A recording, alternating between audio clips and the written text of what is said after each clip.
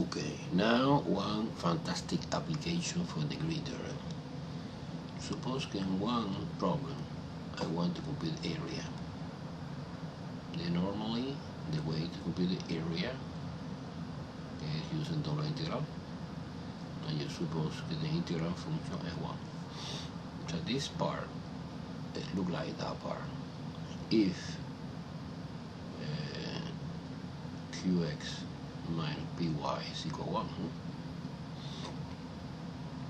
there are many ways to set out this. We consider, for example, that qx is 1/2 and py is negative 1/2. 1/2 minus negative 1/2 is 1. It's a one possibility. No? Therefore, q is 1/2 x. Okay, the integration. Partial derivative is with respect to x is 1/2. Likewise, p is equal to negative 1/2 y.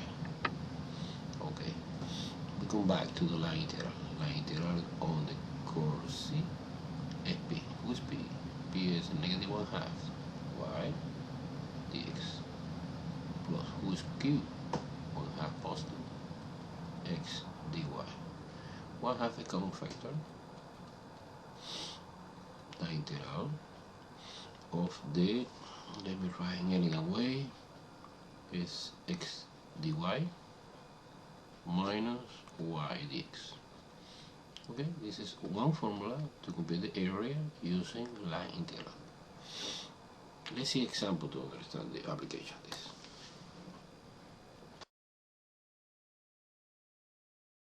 Okay, this is a classical example. We have ellipse, and you need to find the area inside the ellipse.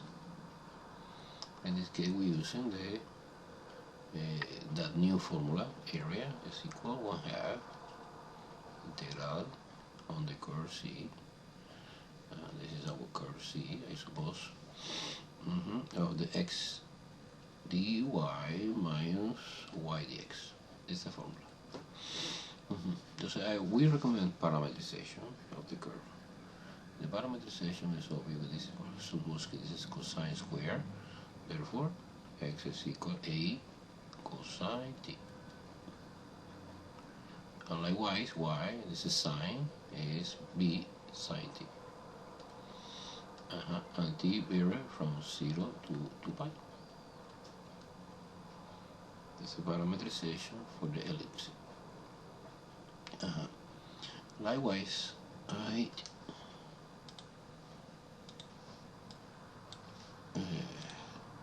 determine with dx. Dx is derivative. This is derivative cosine minus sine. This is minus a sine t dt. And dy is b cosine t dt. Ready. Substitution. 1/2 integral. Okay, this integral I parameterize using the parameter t, vary from 0 to pi. So this is from 0 to pi. We convert this line integral in one simple integral like calculus 1. Who is x? X is a cosine t. Who is dy? Dy is b cosine t dt minus y. Who's y? Y is b cosine t. No, sorry, b sine t is y. And dx is minus a sine. Entonces, doble minus of the formula, minus of the dx is a sine t. Okay, this is super easy because this is cosine square t. This is sine square t. If you factor out ab, we have cosine square plus sine square is 1 dt. A and b are constant, AB over 2 integral dt st evaluated between 0 and 2 pi is 2 pi. Cancel out 2. The answer is pi times A times B.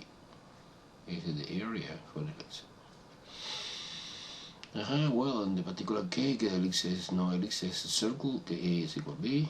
This is classical pi r square equal r. This is a circle, it's pi r square. Okay.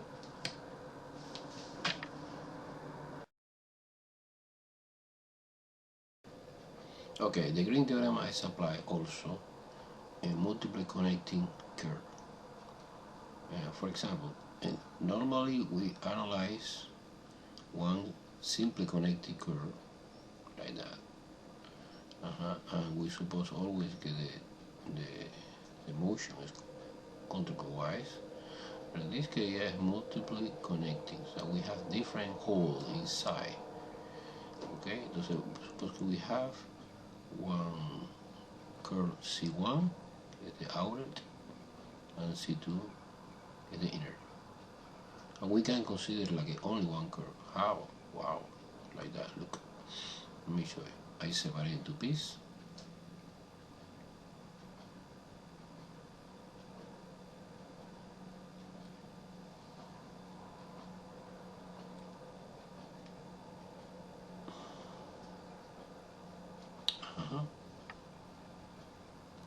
Okay, when you travel in this direction, it's okay. We have one line integral.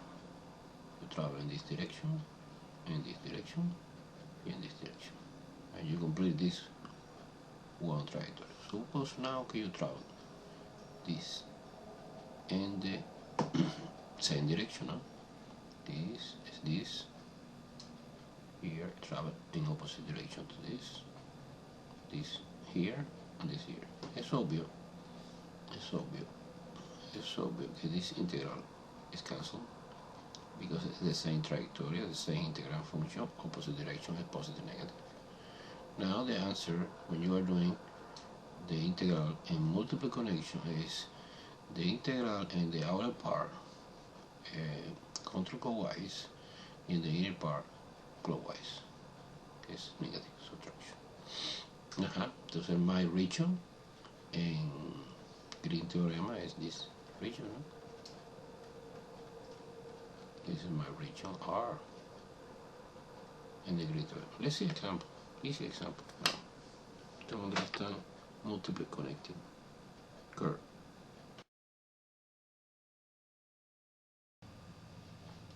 Okay. In this example, we compute this line integral on this multiple curve. So C is C1 union C2. C1 is counterclockwise, positive orientation. C2 is clockwise, negative orientation. Okay. I propose you compute this line integral using Green theorem. Green theorem say que es double integral of the curve dA. So let's compute first the curve. So the curve of this vector field is partial derivative q with respect to x minus partial derivative p with respect to y. Partial derivative q.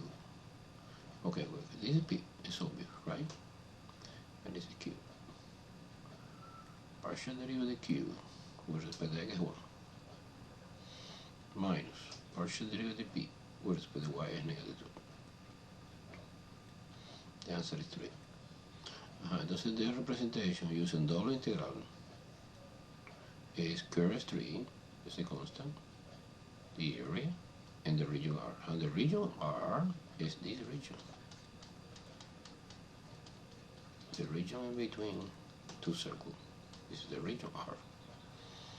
Okay, this is the first outermost circle.